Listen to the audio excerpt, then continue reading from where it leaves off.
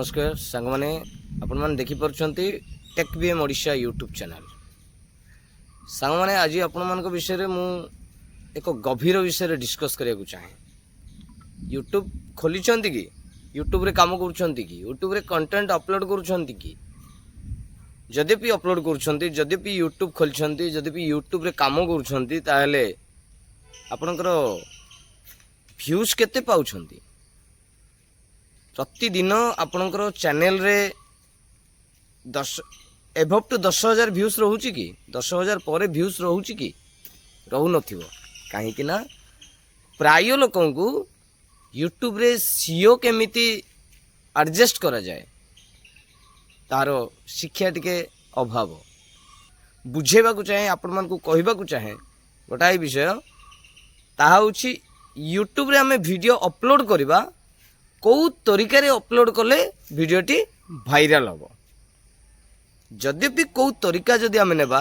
प्रथम तरीका होछि वीडियो अपलोड करिवार प्रथम तरीका समय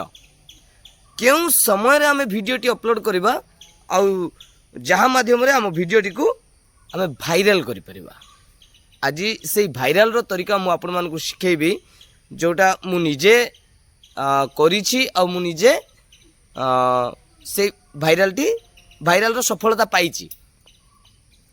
मोर आउ गोटे चैनल अच्छी आमर पारिवारिक चैनल जो चैनल बर्तमान मु स्क्रीन रेकॉर्ड ऑन करुछि आपण मान देखि पारिबे। तो मुख्य कथा हेउछि आपण प्रति मुहूर्त रे वाईटी स्टूडियो रो अपडेट देखिया को पड़िबो। देखि पारुछंती एडा आमर गोटे पारिवारिक चैनल 767 सब्सक्राइबर्स चैनल भी मोनेटाइज है वर्तमान पर्यंत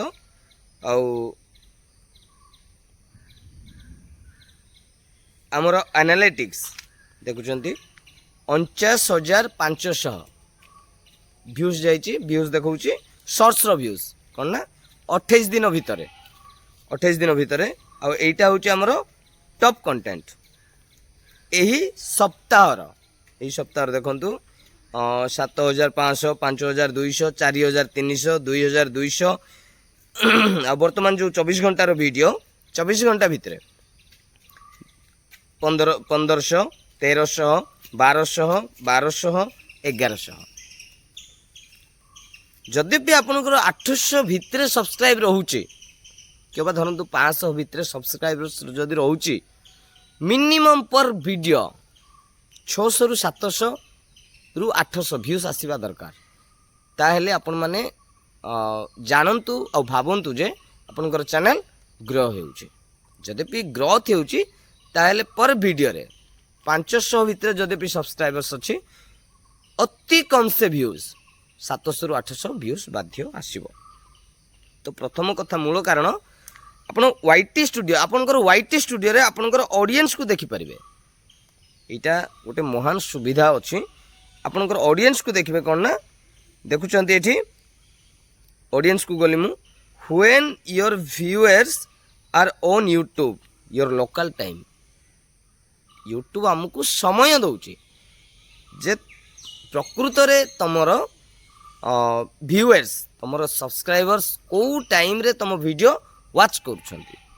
तो देखंतु एठी प्रत्येक बारर सिंबल देइछे Sunday Monday Tuesday Wednesday Thursday Friday Saturday Sunday रे देखुचंती जो गाढ़ नील होइछि गाढ़ नील कलर देखा जाउछि बा गाढ़ सबुज देखा जाउछि देखंतु जोंठी रे आपनकर ब्लैक आसुछि जोंठी रे लाइट आसुछि सही समय रे आपनकर वीडियो भाइराल हेइ पारे भाइराल होबार चांस अछि आपनकर जत्ते भी कम सब्सक्राइब सही ताऊ ना कहीं देखो 11:59 PM तार अर्थ रात्रि आमर रात्रि 12टा पर AM होछि तेणु रात्रि 11:59 PM रात्रि 11:59 रु सकाळ 5:59 पर्यंत एतिकी समय भितर मो पई टोटल समय नाही मते यूट्यूब टोटल समय देइनी मोर व्यूअर्स से समय रे एक्चुअली वाच टाइम रे रहू ना ଯେହେତୁ ସକାଳେ 5:59 ଅର୍ଥାତ୍ 6ଟା ଦେଖନ୍ତୁ 6ଟା ବେଳେ ରବିବାର ଦିନ 6ଟା ବେଳେ ନାହାନ୍ତି, ସୋମବାର ଦିନ ବି ନାହାନ୍ତି, ମଙ୍ଗଳବାର ବି ନାହାନ୍ତି, ବୁଧବାର ବି ନାହାନ୍ତି, ଗୁରୁବାର ବି ନାହାନ୍ତି, ଶୁକ୍ରବାର ଶନିବାର 6ଟା ବେଳେ ମଧ୍ୟ ନାହାନ୍ତି। ଦେଖନ୍ତୁ ତାର ସେକେଣ୍ଡ ପାରାଗ୍ରାଫ 7ଟାରୁ 8ଟା ପର୍ଯ୍ୟନ୍ତ ସିଏ ଟିକେ ଟିକେ ଅଛନ୍ତି। 8ଟାରୁ 9ଟା, 9ଟାରୁ 10ଟା, 10ଟାରୁ 11ଟା 3 ଘଣ୍ଟା ପର୍ଯ୍ୟନ୍ତ ମୋର ଭ୍ୟୁଅର୍ସ ୱାଚିଂରେ ଅଛନ୍ତି। ପୁଣି ଦେଖିବା ଦିନ 11:59 ଅର୍ଥାତ୍ ଦିନ 12ଟା ହେବାକୁ ଯାଉଛି। 12ଟା ପରେ